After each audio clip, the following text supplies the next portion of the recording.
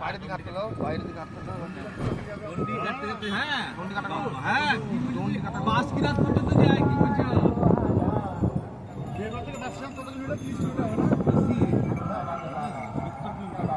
যাত্রা মঙ্গলময় হোক ধন্যবাদ ভাই 5 কিরাত লেখা আছে 155 আরে এটা দেওঘর হচ্ছে তো হচ্ছে 110 ওইভাবে তো হবে না দেওঘর আলাদা হবে 5 কিরাত কাছে আলাদা হবে ওইখানে লাগিয়ে দাও না বৌদ্ধ গায়া ওইখানে লাগিয়ে দাও না সত্যি ওইখানে লাগিয়ে দাও তো কোনটা কেন কি হবে কত লাগাইছো? বড় ওই কাছে ওইখানে